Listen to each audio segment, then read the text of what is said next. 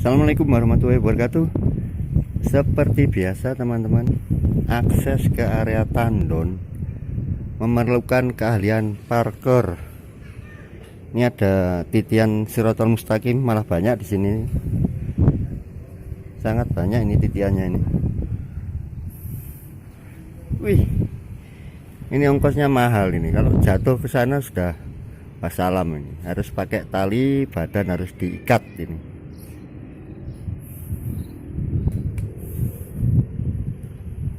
Ini tandonnya.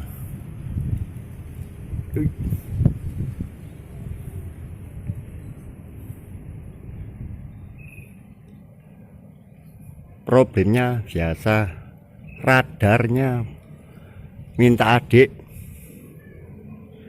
Ini kabelnya juga nanti harus saya cek. Kalau terlalu kecil ini harus kita ganti. Pompanya di depan sana, itu di ujung sana pompanya. Sekitar total harus sampai ke atas 15 meter ini kabelnya. Ini kalau kabelnya kecil, problemnya arus yang mengalir itu tegangan, maksudnya tegangannya akhirnya turun, drop karena hambatannya besar. Tegangan turun menjadikan ampere besar, arusnya menjadi besar, otomatis kabel ini panas dan pompanya otomatis dengan tegangannya lebih rendah, umur tidak akan lama. Yang jelas nanti problemnya di terminal atau pelatinanya radar. Waduh, orang kok suruh mikir lagi ini mas ya. Ya radar itu kan produk Cinaan itu. Jepang nggak bikin radar kok. Maunya orang otomatis. Kalau Jepang itu makanya pelampung.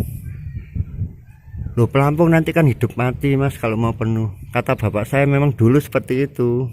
Karena rumahnya piai-piai itu nanti pakai pelampung. Nanti pas hidup mati itu berarti tanda sudah penuh, jadi pompanya dimatikan. Kalau sekarang kan maunya full otomatis. Ya itu harus mikir manusianya. Produknya Cina, radar. Tak siapa radar itu bikinan Cina? Saya yang bilang itu merek itu yang bikin memang dari Cina. Mereknya radar terkenal akhirnya sampai sekarang. Jadi kalau otomatis tandon ya disebut radar. Kalau saya pakai merek Dupont itu konstruksinya lumayan bagus. Belum tentu teruji coba juga. Pakai radar ada yang bertahun-tahun aman-aman saja. Tapi intinya sebenarnya di ini kabelnya. Jadi pelatinannya awet kalau kabel dan harus pemasukan pas. Tapi kalau mau sempurna lagi ya dipakai relay atau kontaktor, ya itu tambah biaya lagi. Tapi secara teknis ya memang harusnya radar itu menggerakkan relay. Relay itu yang dibebani motornya pompa. Ini untuk naiknya saya ke atas itu, baru nanti ke tandon. Jadi kakinya harus seperti cicak ini mas, jadi ada selaputnya, bisa lengket kalau naik seperti ini. Ini kaki saya alhamdulillah bisa ini. Sedikit lari dari sini, tek tek tek tek tek tek, plak plak plak, wes. Jangan disoting nanti ongkosnya tambah mahal. Kita nggak nyari tangga, kalau nggak ada tangga ya sudah. Namanya di kota mas, pinjam tetangga ya sungkan ya.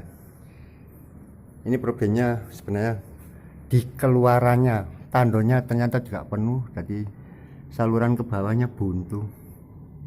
Jadi harus saya sebul itu, besok bawa pompa jet.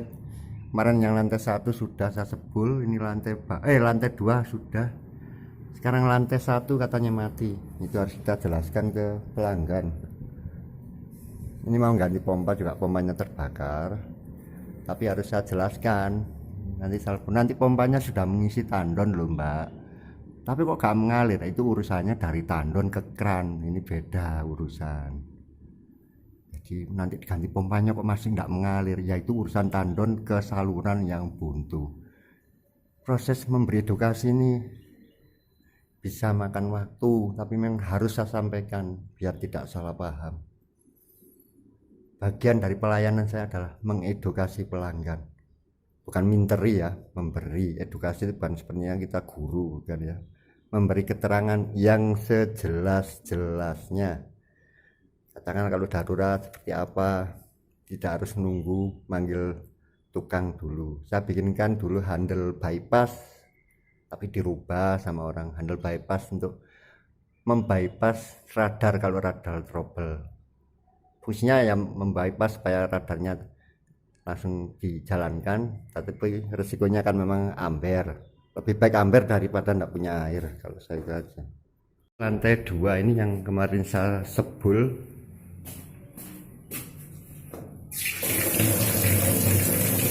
Berarti lantai 1 aja yang buntu ini. Tandonya penuh. Jadi problem baru itu nanti saya sampaikan pelanggan. Pompa tetap problem 1, sudah mengisi, bisa mengisi, tapi nanti penuh kok mbak mengalir, itu kan harus dijelaskan. Ya ongkos menjelaskan itu yang jadinya mahal saya ini.